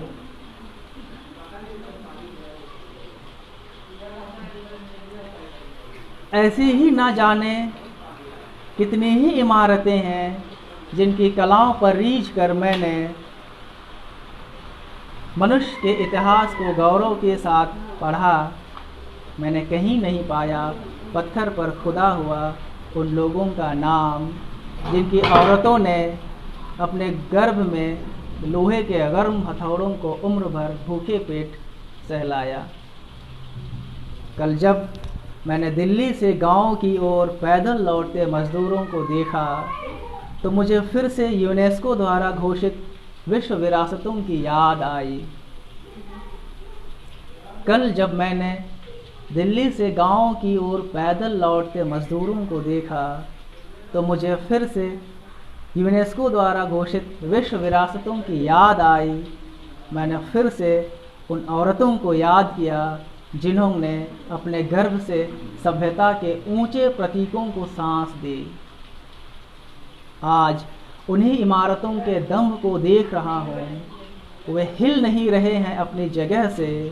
उन्हें कभी शिकायत नहीं होती भूखे पेट सोने की और उनके बच्चों को कभी अपना बचपना बेचना नहीं पड़ता, जबकि मज़दूरों की टोली जड़ से उखड़ गई है। जिन्हें लोग मज़दूर कहते हैं वे सभ्यता के पीक दान पर ठगे हुए भूखे होते हैं। उनकी गरिमा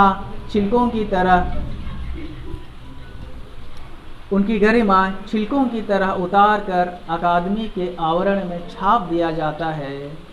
महान रोमन साम्राज्य की दीवारों पर लगे धब्बे उनके खून के छींटे हैं और वैदिक सभ्यता में हवन कुंड से बाहर वे शूद्र हैं।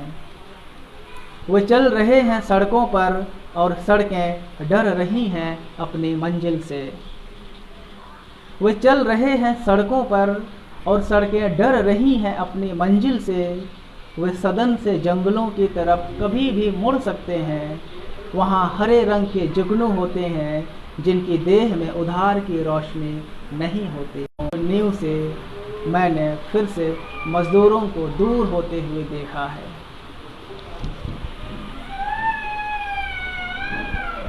साथियों, अगर कोई डिस्टरबेंस हो रहा तो आप मुझे कह सकते हैं, क्योंकि यह बहुत ही तेज बारिश हो रही है। आप मुझे कह सकते हैं अगर कोई डिस्टरबेंस हो रहा हो तो साथियों। अन्यथा कविताएं काफ़ी हैं, नई कविताएं जिस पर हम बात कर सकते हैं। या जिन कविताओं को हम लोग पढ़ सकते हैं।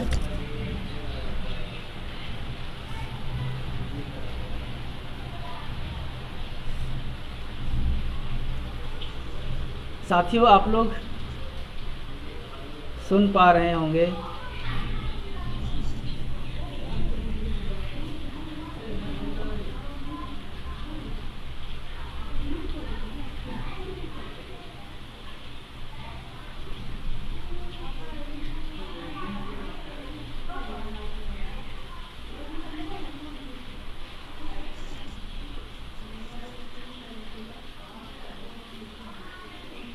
एक कविता है, कविता का शीर्षक है प्रेम की नागरिकता। प्रेम की नागरिकता। जब मैं तुम्हें याद कर रहा हूँ तब मेरे सामने एक मालगाड़ी खड़ी है, पहाड़ को अपने पेट में पचाती हुई। पिता ने कहा, यह सब हमारी मिट्टी को उजाड़ कर ले रहे हैं। जब मैं तुम्हें याद कर रहा हूँ तब मेरे सामने एक मालगाड़ी खड़ी है, पहाड़ को अपने पेट में पचाती हुई। पिता ने कहा, यह सब हमारी मिट्टी को उजाड़ कर।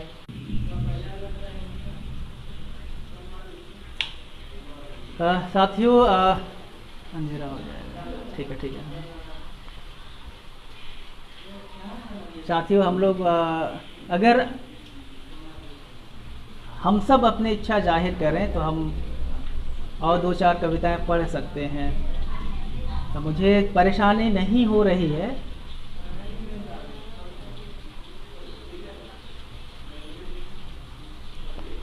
मैं 2-3 कविताएं पढ़ता हूं, फिर हम लोग ख़त्म करेंगे। जब मैं तुम्हें याद कर रहा हूँ तब मेरे सामने एक मालगाड़ी खड़ी है, पहाड़ को अपने पेट में पचाती हुई। पिता ने कहा, यह सब हमारी मिट्टी को उजाड़ कर ले रहे हैं। मैंने कहा, जम्मू तवी एक्सप्रेस अब आने वाली है। मैंने कहा, जम्मू तवी एक्सप्रेस अब आने वाली है। एक छोटा सा स्टेशन है बानो, यहाँ से होकर भी जाती है एक रेल जम्मू तक दिल्ली होती हुई। एक छोटा सा स्टेशन है बानो, यहाँ से होकर भी जाती है एक रेल जम्मू तक दिल्ली होती हुई। जम्मू का रास्ता दिल्ली होकर ही क्यों जाता है आखिर? जम्मू का रास्ता दिल्ली होकर ही क्यों जाता है आखिर? मैंने सवाल किया और अपने साथियों के साथ खो लिया। इतना सा विवरण है तुम्हें याद करते हुए, बाकी तो यात्रा है। प्रेम में चलते हुए तस्वीरों से ज़्यादा लोग दिखाई देते हैं। मैं चाहता हूँ उन्हें तुम्हारे बारे में बताऊँ, लेकिन थोड़ा घबरा जाता हूँ, कहीं लोग हमारे प्रेम की बजाय हमारी नागरिकता ना पूछ बैठें, नागरिकता कानून के बारे में सवाल ना कर डालें। सवाल को मैं नकारता नहीं, बात करना मेरा निजी मामला हो सकता है, लेकिन नागरिकता कानून पर बहस सरकारी भी हो सकती है और गैर सरकारी भी। मैं स्वायत्त तरीके से अपना विचार रखते हुए कह सकता हूँ कि दुनिया को जितने नक्शों में बांटा गया है, क्या वह कम है जो हम फिर से मनुष्य होने को खाँचों में बांट दें? मैं स्वायत्त तरीके से अपना विचार रखते हुए कह सकता हूँ कि दुनिया को जितने नक्शों में बांटा गया है, क्या वह कम है जो हम फिर से मनुष्य होने को खाँचों में बांट दें? मैं उनसे बहस कर सकता हूँ कि उन्होंने स्त्रियों को कौन सी नागरिकता दी है। छात्रों को देने के लिए उनके पास किताबें ज़्यादा हैं या लाठियाँ? मैं उनसे बहस कर सकता हूँ कि उन्होंने स्त्रियों को कौन सी नागरिकता दी है। छात्रों को देने के लिए उनके पास किताबें ज़्यादा हैं या लाठियाँ? मैं समझता हूँ सरकारी होने की भाषा। वे मुझसे तुम्हारे बारे में नहीं पूछेंगे, प्रेम उनकी प्राथमिकता में नहीं है। प्रेम उनकी प्राथमिकता में नहीं है। वे उस मालगाड़ी के धरतीकोर होने के बारे में कोई राय नहीं रखते। वे उस मालगाड़ी के धरतीखोर होने के बारे में कोई राय नहीं रखते। पिताजी की बातें तो उन्हें नक्सलियों का मुहावरा लगेंगी। वे ज़्यादा से ज़्यादा हिंदू या मुसलमान हो जाने की ही बात कर सकते हैं। मैं इस रेल से जम्मू तक तो नहीं जा रहा, कभी जाना हुआ तो दिल्ली के रास्ते पर तो नहीं जाऊंगा। मैं इस रेल से जम्मू तक तो नहीं जा रहा, कभी जाना हुआ तो दिल्ली के बनाए रास्ते पर तो नहीं जाऊंगा। जिन रास्तों पर नागरिकता की जांच हो उस रास्ते तो मैं कभी नहीं जा सकता। एक याद है तुम्हारी जो मुझे ऐसे रास्तों पर ले जा रही है।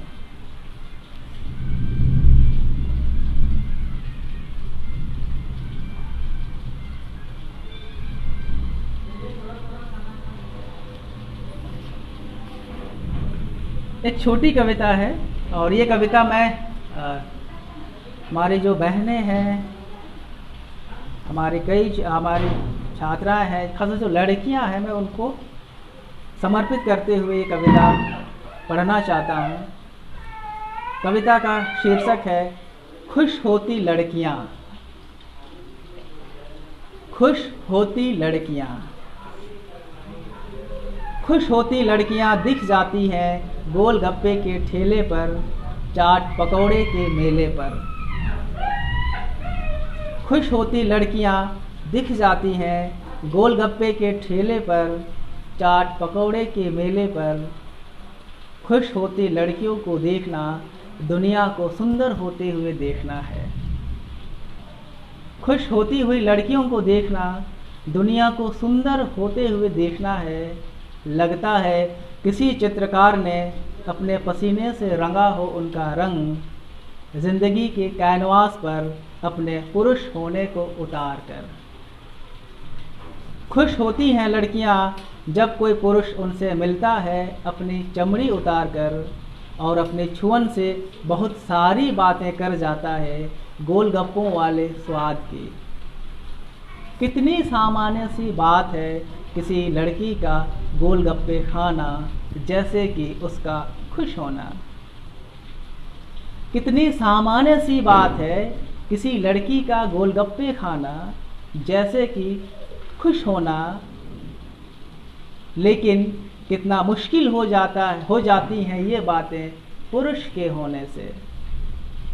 छोटे छोटे कस्बों में, आधे अधूरे शहरों में खुश होती लड़कियों का सपना नहीं होता है गोलगप्पा। छोटे छोटे कस्बों में, आधे अधूरे शहरों में खुश होती लड़कियों का सपना नहीं होता है गोलगप्पा। वे बताती हैं सांसों के लिए हवा खोजना, पंखों के लिए आसमान बुनना। खुश होती लड़कियां सिखाती हैं खुश होने की छोटी छोटी वजहें।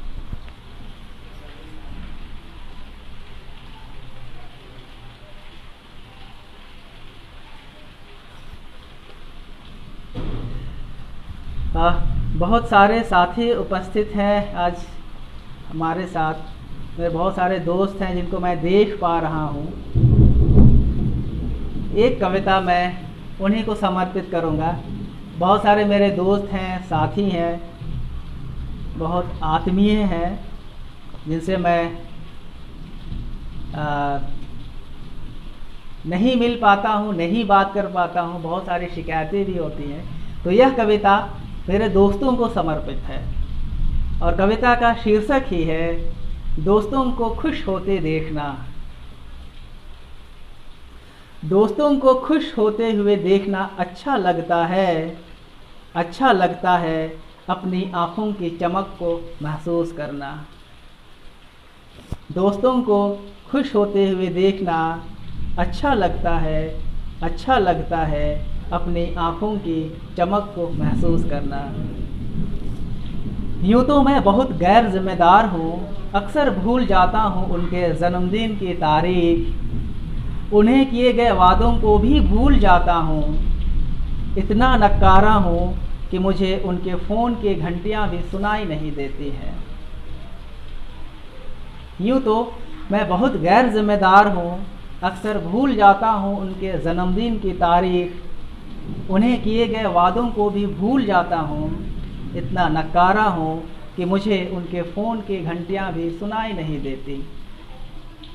फिर भी वे महसूस करते हैं मेरे होने को, उसे वे खोने नहीं देते। फिर भी वे महसूस करते हैं मेरे होने को, उसे वे खोने नहीं देते। जुल्म की दुनिया से लड़ती कविता के शब्दों का अर्थ वे ठीक ठीक समझ जाते हैं। जुल्म की दुनिया से लड़ती कविता के शब्दों का अर्थ वे ठीक ठीक समझ जाते हैं। वे जान जाते हैं कि किसी गहन अंधेरे में होगा गमखोर, जंगल के जुगनू को तलाश करते हुए। वे जान जाते हैं कि किसी गहन अंधेरे में होगा गमखोर, जंगल के जुगनू को तलाश करते हुए।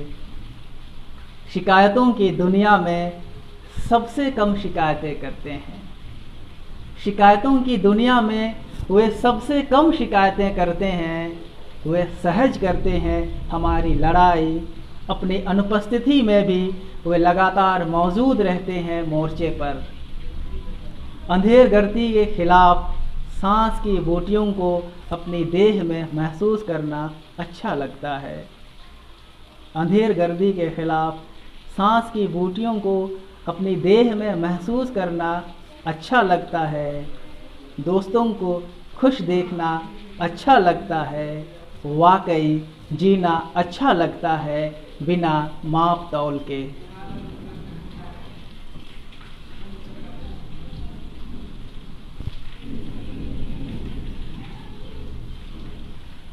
आखिरी दो कविता पढ़ रहा हूँ, उसके बाद मुझे लगता है कि हम लोग बातचीत कर सकते हैं।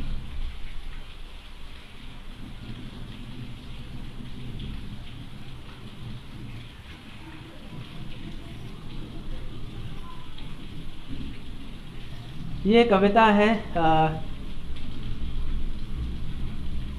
मेरी वफादारी तुम्हारे लिए नहीं है। कविता का शीर्षक है मेरी वफादारी तुम्हारे लिए नहीं है। तुमने अपनी रीढ़ परोस दी है गाढ़े सॉस में डुबाकर, चर्बी से लिथड़े अय्याश देहों के लिए।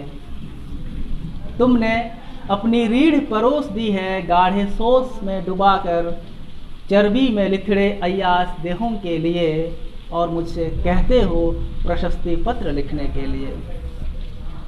मैं देख रहा हूँ हजारों औरतों को हवा के गर्भ की चिंता में सड़क पर बैठे हुए। मैं देख रहा हूँ हजारों औरतों को हवा के गर्भ की चिंता में सड़क पर बैठे हुए, और तुम मुझसे कहते हो अपने लिए संपादकीय प्रकाशित करने के लिए। मैं उन जातियों का रेला देख रहा हूँ जिनके पन्नों को संविधान से नोच कर फेंक दिया जा रहा है। मैं उन जातियों का रेला देख रहा हूँ जिनके पन्नों को संविधान से नोच कर फेंक दिया जा रहा है, और तुम मुझसे कहते हो सावधान की मुद्रा में विनम्रता से खड़े होने के लिए। तुम चूल्हे से सबका स्वाद देख आने के लिए कहते हो। तुम चूल्हे से सबका स्वाद देख आने के लिए कहते हो, और मैं सबके घरों से आग ले आता हूँ। तुम चाहते हो मैं तुम्हारी भाषा के व्याकरण को हर किसी के ज़ुबान पर टाँक दूँ, और मैं तुम्हारी भाषा की टूटी वर्तनी पर अंगुली रख देता हूँ। तुम कहते हो सब दाहिने मुड़कर चलें, लेकिन मैं उल्टा घूम जाता हूँ। तुम कहते हो सब दाहिने मुड़कर चलें, लेकिन मैं उल्टा घूम जाता हूँ। मैंने अपनी वफादारी नहीं चुनी है अनाज के गोदामों के लिए, चर्बी से लिथड़े अय्याश देहों के लिए तो बिल्कुल नहीं। मैंने अपनी वफादारी नहीं चुनी है अनाज के गोदामों के लिए, चर्बी से लिथड़े अय्याश देहों के लिए तो बिल्कुल नहीं। कविता की उस भाषा के लिए तो नहीं जो किसी भूखे की कब्र पर राष्ट्रगान के लिए खड़ी हो।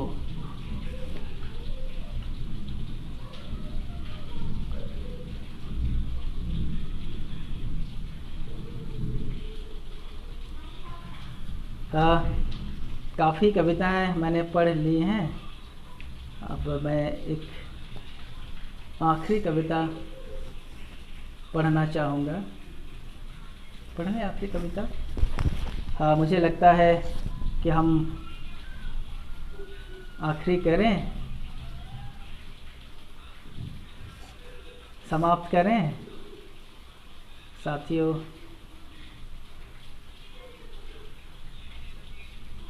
एक कविता मैं पढ़ता हूँ, फिर हम लोग ख़त्म करेंगे आज की मुलाकात यहीं।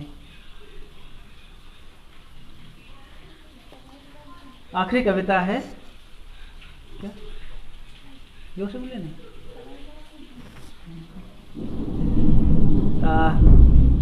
जिन्होंने चिड़ियों को दाने दिए।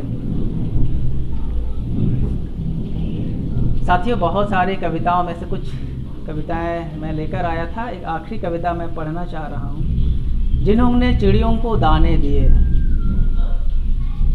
जिन्होंने चिड़ियों को दाने दिए, उनके लिए मैं धन्यवाद का गीत गाऊंगा। जिन्होंने चिड़ियों को दाने दिए, उनके लिए मैं धन्यवाद का गीत गाऊंगा। जो रोगियों के घाव का हिस्सा बने, उनकी आह को अपनी अंजुरी में संभालूंगा। जिनकी भाषा रास्ते में प्याऊ की तरह मिली, उनके कंठ के लिए अपने आंसू संभालूंगा। और जो रात रात भर खड़े रहे सहानुभूति में, उनके लिए नींद से छीन लूंगा अपनी थकान। जिन्होंने चिड़ियों को दाने दिए, उनके लिए मैं धन्यवाद का गीत गाऊंगा। जो रोगियों के घाव का हिस्सा बने, उनकी आह को अपनी अंजुरी में संभालूंगा। जिनकी भाषा रास्ते में प्याऊ की तरह मिली, उनके कंठ के लिए अपने आंसू सहेजूंगा। और जो रात रात भर खड़े रहे सहानुभूति में, उनके लिए नींद से छीन लूंगा अपनी थकान। जीवन ने अपनी लहरों में कभी चिड़िया बनाया, कभी रोगी, कभी राहगीर बने शमशीरों के, तो कभी अपने लोगों की मौत ने गरीब बनाया। जीवन ने अपनी लहरों में कभी चिड़िया बनाया, कभी रोगी, कभी राहगीर बने शमशीरों के, तो कभी अपने लोगों की मौत ने गरीब बनाया। कफन के लिए बहुत नाचीज है दुनिया, और कब्र के लिए बेमतलब है दौलत। कफन के लिए बहुत नाचीज है दुनिया, और कब्र के लिए बेमतलब है दौलत। जो शोक गीत के साझीदार बने, मयसर हुआ जिनको इंसान होना, उनके लिए होंगे शहादत के शब्द। जो शोक गीत के साझीदार बने, मयसर हुआ जिनको इंसान होना, उनके लिए होंगे शहादत के शब्द। अपनी भाषा का एक एक रेशा उन्हें ही सौंप दूंगा। साथियों, हम यहीं बातचीत समाप्त करते हैं। मैंने काफ़ी समय ले लिया और आप सब ने काफ़ी समय दिया। आप सबका शुक्रिया। और बहुत सारे सवाल थे, हमारे साथियों ने कमेंट बॉक्स पे दिए सवाल। पहले भी कुछ सवाल आए थे, काफ़ी सवाल हैं, और समय उस रूप में नहीं है कि मैं उन सवालों पर अलग से बातचीत कर पाऊँ अभी इस वक्त। मुझे लगता है कि शायद हमें उन सवालों के लिए फिर से कभी बातचीत रखनी होगी। कभी अवसर मिले तो हम बात कर सकते हैं। कल ही बहुत सारे सवाल मिले थे, या पहले से ही सवाल मौजूद थे, मुझे उस पर बात भी करनी थी, लेकिन बातचीत काफ़ी आगे निकल गई और वो चीज़ें लगता है कि छूट गई। इसके लिए मैं माफ़ी चाहता हूँ। फ़िलहाल मैं बातचीत यहीं समाप्त करता हूँ। आप सबका बहुत बहुत शुक्रिया, बहुत बहुत धन्यवाद। मुक्तिपथ ने जो श्रृंखला शुरू की है, मैं उम्मीद करता हूँ कि यह श्रृंखला आगे बढ़ेगी और बहुत सारे सवाल हैं, बहुत सारी बहसें हैं, बहुत सारे मुद्दे हैं, बहुत वैचारिकी के सवाल हैं। मुझे लगता है कि हम सबको उस पर विचार करना है और आगे के जो कवि होंगे, जो वक्ता होंगे, वे इन सभी बिंदुओं पर विचार करेंगे। मैं अपनी तरफ से आप सबका धन्यवाद करता हूँ। शुक्रिया आप सबका, बहुत बहुत धन्यवाद। जोहार आप सबको।